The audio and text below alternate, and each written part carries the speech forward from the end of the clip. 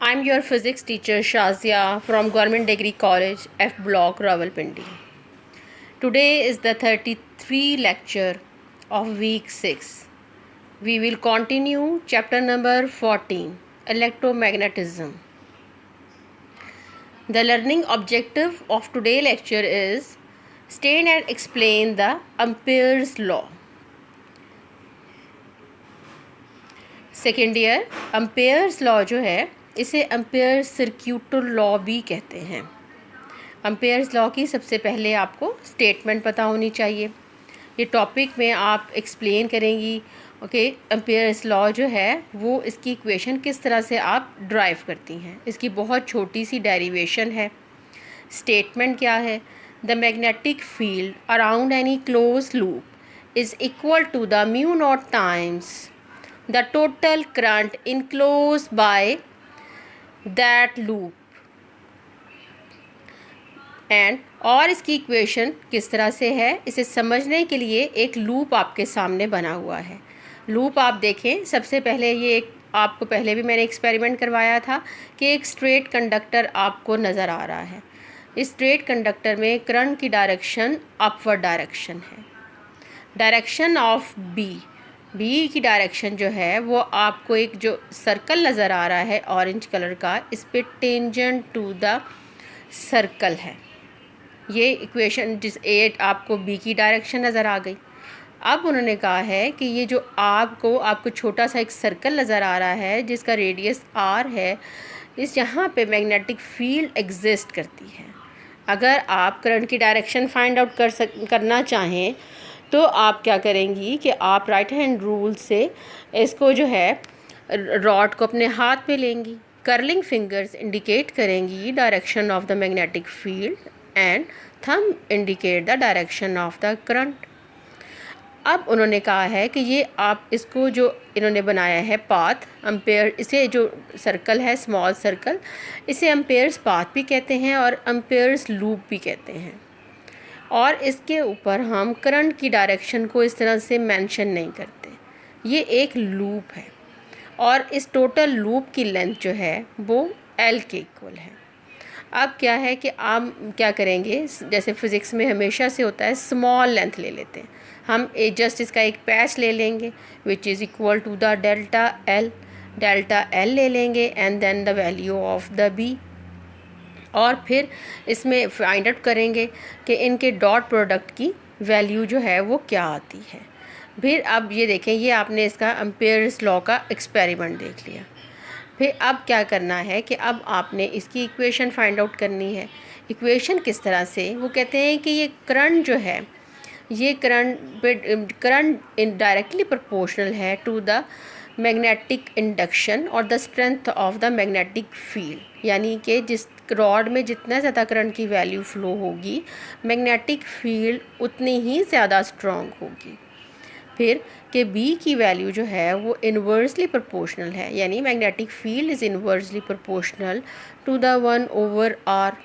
ये आर जो है ये रेडियस ऑफ द लूप है, radius of the Ampere's path है एंड द सर्कल जो इंडिकेट कर रहा है मैग्नेटिक फील्ड को। अब जैसे जैसे डिस्टेंस इंक्रीज़ करेंगे तो बी की value strength of the magnetic field जो होगी वो डिक्रीज़ करेगी। दोनों इक्वेशंस को आप कंबाइन करेंगी। जब आप कंबाइन करती हैं तो आपके पास बी जो की वैल्यू आ जाएगी प्रोपोर्शनल का साइन I/R। ये टू इक्वेशंस आपके पास आ गई और थर्ड जो है वो इनको इक्वेशन को कंबाइन करके इक्वेशन आ गई। जब इनको कंबाइन करती हैं प्रोपोर्शनल का साइन इक्वल के साइन में चेंज होता है तो वैल्यू आ गई B is equal to the mu not divided by 2π। ये वैल्यू आ गई। 2π आपको यहाँ पे मुझे लगता है यहाँ मिस हो गया, यहाँ इनसे इधर आएगी value mu not divided by 2π I/R। अब ये देखें म्यू नॉट जो है वो क्या है? Mu not is the constant और which is called the permeability of free space. Permeability क्या होती है कि कोई मटेरियल है वो कितना परमिट करता है कि उसे मैग्नेटाइज कर दिया जाए। Whose value is equal to, ये कांस्टेंट है, इसकी वैल्यू हमने याद कर लेनी है, ये हमें MCQ में आएगी। Whose value is 4 pi multiply 10 to raise power -7 weber पर ampere and metre. This is known the Ampere circuital law. फिर अगर आप इसको क्रॉस मल्टीप्लाई करती हैं, बी की आप देखें बी मल्टीप्लाई हो रहा है 2 pi R is equal to mu not I. 2 pi R क्या है? 2 pi R is the circumference of the circle. Circumference of the circle क्या होता है बच्चे?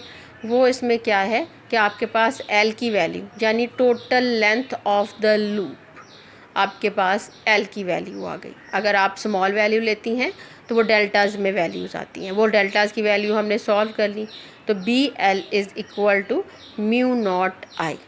अब वो कहते हैं कि ये वैल्यू जो है वो किस तरह से है कि आपने इस वैल्यूज़ को, अगर छोटी छोटी वैल्यूज़ ली हुई हैं, इनको आप समेशन साइन लगा दें और इन वैल्यूज़ को ले लें कि ये n नंबर ऑफ़ जो हैं वो स्मॉल लेंथ हैं, डेल्टा एल की वैल्यू n है, तो फिर आप इस यहाँ से उन्होंने चेंज किया हुआ है कि वैल्यू जो होगी वो r is equal to I to n। जैसे जैसे आप इसमें वैल्यूज़ पुट करेंगी 1 2 3 एंड सो ऑन, तो आपके पास ये वैल्यू आ जाएगी। वो वैल्यूज़ आपको इतनी पुट करने की ज़रूरत नहीं, जस्ट आप समेशन साइन लगाएंगी, b dot delta L is equal to mu not I, ये वैल्यू लगा देंगी और फिर ये आपके पास आ गया एम्पेयर सर्क्यूटल लॉ। जब यहाँ आप आती हैं तो यहाँ पे आपके पास डेफिनेशन बनती है the sum of quantities, sum of quantities नज़र आ रही हैं, सम का साइन है और b dot delta l, the sum of quantities b dot delta l for all path elements. All path elements में क्या है, डेल्टा एल को ऑल पाथ कहा है उसने कि डेल्टा एल की वैल्यूज़ आपने एन तक कोटेशन इसके अंदर रख दी है, इसलिए इसने ऑल पाथ कहा है। Into which the complete loop has been divided equal mu not times the total current enclose by the loop, यानी जितना करंट इनक्लोज हुआ है वो इनसाइड करंट की बात कर रहा है। उसने कहा कि उस वहाँ से हमने जो है उसका म्यू नॉट टाइम्स लेना है। म्यू नॉट मैंने आपको कहा कि एक तो कांस्टेंट है, फिर उन्होंने उसके टाइम्स बना दिए हैं, यानी कांस्टेंट वैल्यू के टाइम बन सकते हैं। जैसे आप अगर कह दें कि 2 कांस्टेंट है, 3 कांस्टेंट है, कोई न्यूमेरिकल वैल्यू है, तो आप कहती हैं कि 2 टाइम्स 4 टाइम्स। सेम इसी तरह से ये आपको पास जो है ये इसको उन्होंने टाइम्स बना दिया है। और 2 पाई आर जो है सर्कमफेरेंस ऑफ द सर्कल के लिए भी आता है, मगर ये उस वक्त हमें मिलता है जब हम क्रॉस मल्टीप्लाई करते हैं।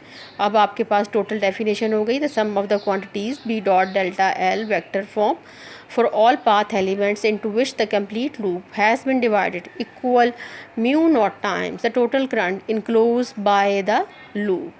सेकेंड ईयर इसको अच्छे तरीके से आपने पढ़ना है, बहुत थोड़ा सा मैंने पढ़ाया है और डेरिवेशन भी बहुत थोड़ी सी है। आप इसको एक मरतबा रिवाइज़ कर लीजिएगा। Thank you so much. Allah हाफिज़।